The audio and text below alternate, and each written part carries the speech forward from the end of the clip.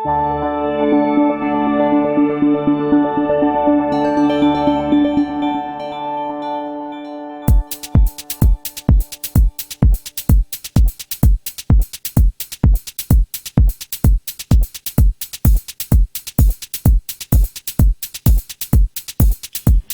my name is Yakub Khan. This is my playground. Welcome to my world. What is Munaz? At Munaz, we have a vision, and it's pretty simple and straightforward. Our vision is to become the end solution to all your catering equipment requirements, and that we deliver. We are all about offering exceptional quality, incredible service at an unbeatable price. And this we deliver with excellence. I always wanted to be an entrepreneur. Ever since I was a kid, others had dreams of doctors, lawyers. I just wanted to be a businessman and one that could make a difference eventually. So as a kid, I was that kid. I used to go to primary school, and I think it was standard 2, standard 3. I bought on Eid-day, when you go around, they give you money. Managed to collect about 20 bucks over 2 Eids. That's 20 rand.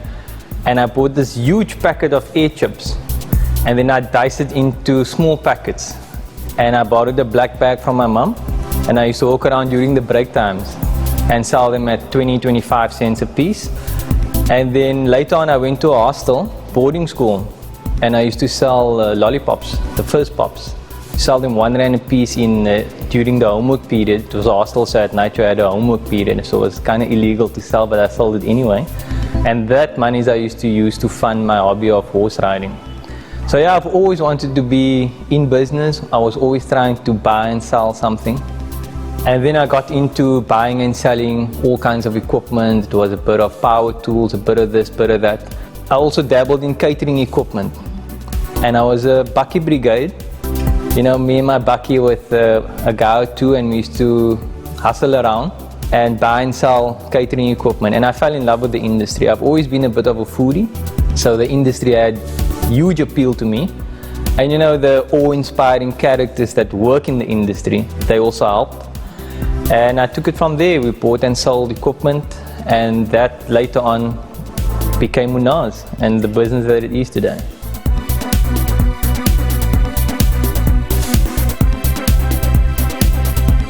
My first formalized business was a bucky brigade, a glorified one, and I used to run around selling catering equipment. So restaurants would close down, I would buy the equipment, I'd refurbish it and resell it, to a different market, those who could afford it then, or those who couldn't afford the new equipment, they came to us. We became the forerunner in the selling of catering, in the supply of catering equipment to the industry. The challenges that we faced though, they were twofold. One was that you kind of let down by your equipment on a service level somewhere down the line, and that affects your client's business, and it also alters his perspective of your level of service and the excellence of the service that you render. And I never really liked that. And then the other factor was that I couldn't demand my supply. You could never demand your supply. We make endless amounts of clients happy, and they would be like, okay, we take 100 units, and then I can't demand 100 units. I need 100 restaurants to close down to buy in 100 units. So that was always the challenge. It allowed me thorough insight into the industry, and that gave way to the platform that I now work from. And then we decided to make the big change and branch out into selling only new equipment. I was always a bit of a foodie. I like my food, and I can appreciate it on all different levels. I love the fine dining experience. I also like a bit of, the hot dog down the road, or the hot dog at a good roadhouse joint. So I can appreciate all different types of food on all different types of levels. And in the industry, I fell in love with the characters really. And being a foodie, it was sort of nice to be the magician behind the scenes, where I respect the chefs. We love them and we love what they do, and we appreciate the magic that they put in front of us. And for us to be the working force behind it, we manufacture the equipment that they work with. So for us, it's in a bit of an arrogant way maybe, you are only as good as your tools that you work with. And we provide those tools, and we provide it with a certain level of excellence, and that we pride ourselves on. And then the people in the industry, they're just awe-inspiring. when they wake up in the mornings, they don't sleep on and hit that snooze button. They actually, so that they can finish their dreams, they get up and chase their dreams, and that's all inspiring. We call them creators of their own circumstance. You know, they focus on their success and they make it happen. I would say I came from a pretty average family. We weren't rich, we weren't poor either, but we went through our struggles. The mentality or the stereotype that I fought to distill was the one that, you know, money is evil. I repeatedly heard this going around in the community that, you know, it's money makes people, changes people, and money makes you evil. So in essence, what I heard was success is not good. And for me, I viewed it very differently. For me, money is a good thing. Money is the necessary currency. And I always thought of it in terms of there is no amount of poverty that can make one person rich. And there is no amount of sickness that can cure one person. But you take one rich man, he can make a difference to 2 rooms filled with both of those individuals. So that's how I viewed it. I would say that Islam has played a huge role in my life, in that's also given me that strong moral compass, and it teaches you about ethics and looking into the interests of others and building yourself up. There are a few fundamentals in Islam that I kind of live my life by. The one is our Prophet once said, "Innamal a'malu binniyat," and that translates as every action is judged by its intention. And I like that because it also allowed me to look to where people are coming from.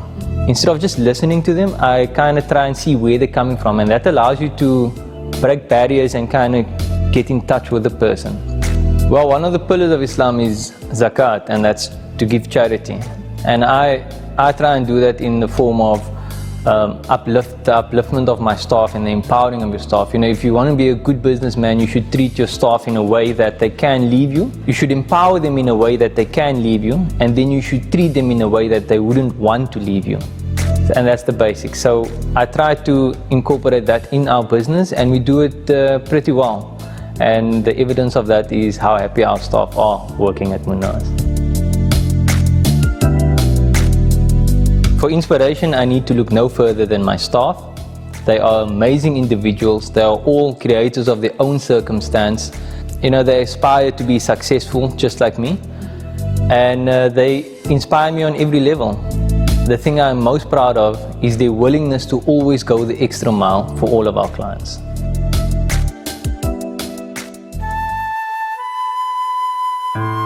You have to be selling a product that you believe in.